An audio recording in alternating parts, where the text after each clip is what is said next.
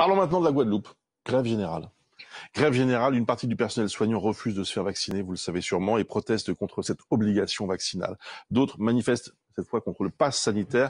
C'est une grève qui inquiète, car il y a aussi des secteurs du service public qui entrent dans la danse, comme l'éducation nationale ou les pompiers. Valentin Demey.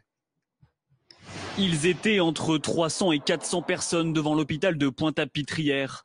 Tous manifestaient contre le pass sanitaire et l'obligation vaccinale des soignants. Les syndicats ont appelé à une grève générale illimitée. C'est l'ensemble des travailleurs dans tous les secteurs d'activité qui sont mobilisés pour dire non à l'obligation vaccinale, non au pass sanitaire, oui à la liberté, oui aux droits, oui à la santé. En plus des soignants, les syndicats enseignants se mobilisent également. Ils ont occupé hier le rectorat en soutien au personnel soignant de l'éducation nationale qui va devoir se faire vacciner pour continuer à exercer. Une mobilisation qui est aussi suivie par certains pompiers. Ils souhaitent l'abrogation claire de cette loi, ce pour lequel on a déjà répondu que c'est pas possible. Nous sommes dans un État républicain, nous devons d'appliquer la loi.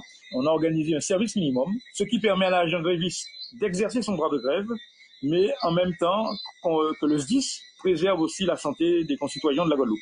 Et cette situation risque de durer. Les organisations syndicales promettent d'intensifier le mouvement de grève en organisant des blocages routiers, des blocages d'établissements scolaires ou encore de locaux administratifs.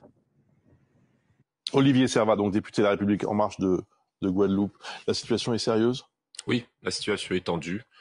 Ça fait mal de voir des policiers d'un côté s'opposer sur des ronds-points à des infirmiers et à des pompiers. Tous ces gens-là sont censés soit sauver des gens, soit soigner des gens, soit arrêter des délinquants.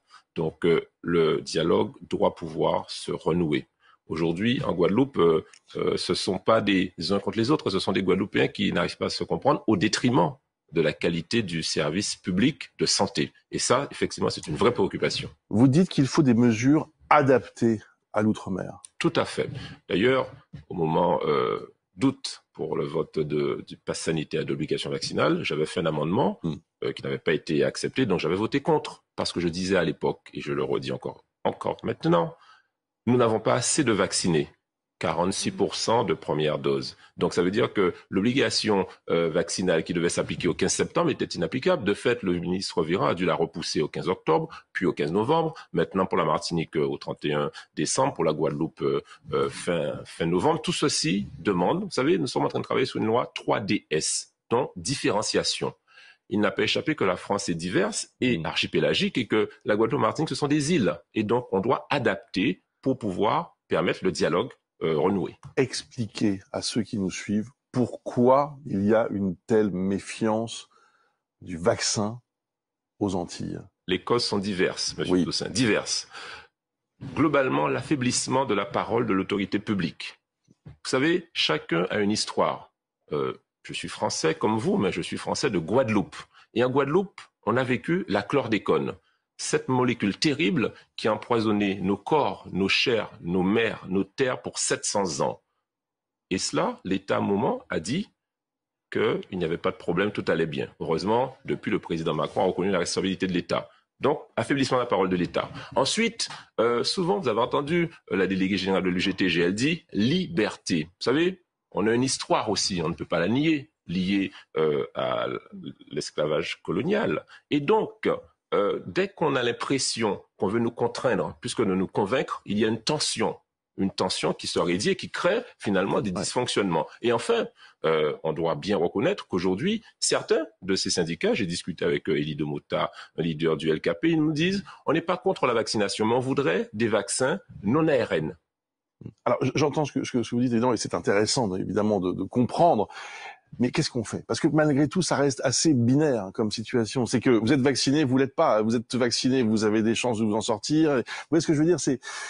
Quelle est la solution? Absolument. Nous avons proposé des solutions. Premièrement, j'ai demandé avec d'autres au ministre Véran une médiation pour que chacun et chacune se parle. Parce que tout ceci, pour l'instant, se fait sur le dos de la santé des Guadeloupéens qui ne sont pas correctement soignés. Deuxièmement, nous nous sommes réunis, toutes tendances politiques confondues, avec des mouvements citoyens, l'ANG, l'Alliance nationale Guadeloupe, le président de l'association des maires, des présidents d'intercommunalités et moi, député, pour proposer finalement un protocole d'accueil des touristes, parce que la 5e vague est ici, en France hexagonale, mais elle risque de venir. Pourquoi? Nous constatons que les personnes vaccinées aujourd'hui, alors que c'était le cas il y a encore quelques semaines, peuvent rentrer en Guadeloupe, en Martinique, sans test PCR ou antigénique. Ça nous pose problème.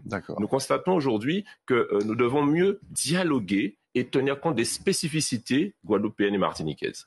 Merci beaucoup pour votre intervention ce matin sur BFM TV. On suit la situation évidemment aux Antilles, alors que vous l'avez compris, il y a cette grève générale qui a été déclenchée. Merci beaucoup.